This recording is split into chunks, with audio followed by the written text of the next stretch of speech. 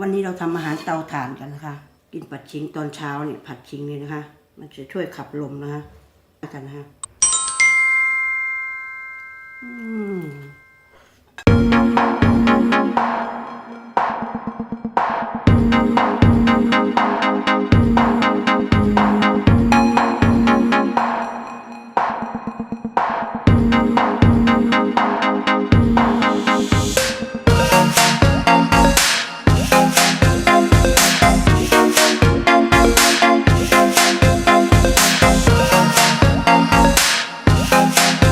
สวัสดีค่ะสวัสดีค่ะมากินผัดขิงกับยายนะคะ วันนี้นี่นะคะยายผัดขิงอยู่ในสวนนะคะธรรมชาติบรรยากาศสดๆพ่อใหญ่กับฮดต้นไม้กดแตงนะคะยายกับพัดขิงสูกินนะคะเสียงนกกับห้องเกี้ยวเจ้าเกี้ยวเจ้านะอยู่ในสวนจริงๆนะคะผัดขิงเพื่อสุขภาพนะคะเช้านะแล้วไปกินของผัดขิงกับยายนะคะสวัสดีค่ะสวัสดีค่ะยายเอียดอูมาแล้วนะคะวันนี้ยายจะพามากินข้าวกับผัดขิงหมูสับนะคะ แล้วก็ไข่ตุ๋นของเรานะคะกินข้าวกับยายนะคะมีแจ่วด้วยนะคะมีแจ่วที่ซื้อมาจากตลาดด้วยนะคะเดี๋ยวมากินข้าวกับยายนะคะตอนเช้าอากาศหนาวด้วยกันค่ะสวัสดีค่ะยายเอียดอูมาแล้วนะคะผัดขิงนะคะผัดขิงของยายนะคะ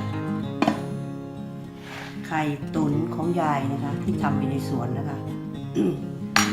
วันนี้เราทำอาหารเตาถ่านกันนะคะผัดขิงก็ผัดเตาถ่านกันนะคะมากินด้วยกันค่ะทีนี้ไม่มีเวลากินเยอะแยะมากมายเลยนะคะผัดขิงของยายนะคะไข่ตุ๋นเช้าร้อนๆนะคะมาค่ะยายค่ะ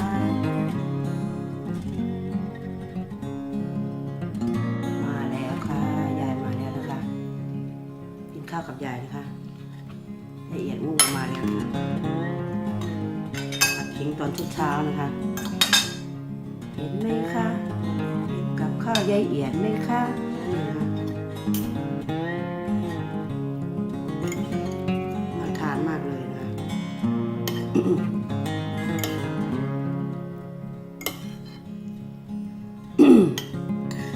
ผัดขิงตอนเช้าเนี่ยผัดขิงนี่นะคะมันจะช่วยขับลมนะคะ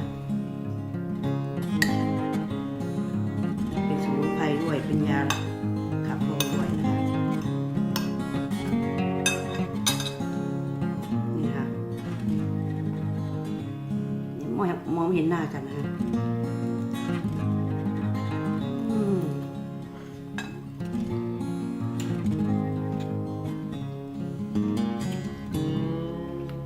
ไข่ตุ๋นยายนะคะมันก็แจ่วยายนะคะแล้วไข่ตุ๋นเหมือนกันยายใส่ใบตำลึงนะคะหั่นตำลึงอร่อยนะคะ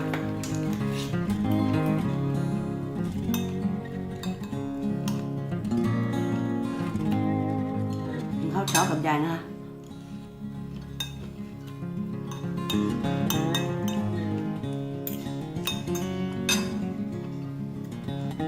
แล้ว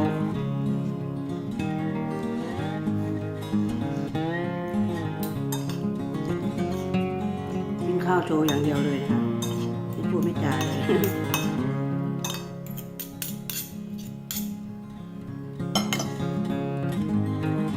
ะคะผัดขิงหมูสับนะคะ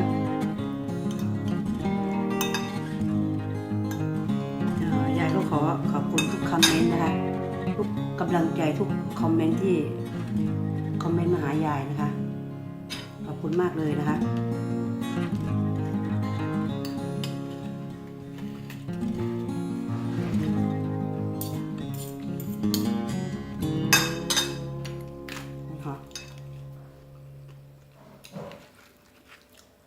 อันนี้ไม่ได้ใส่เฟอร์นิเจอร์อะไรนะคะไข่ตุ๋นจริงๆ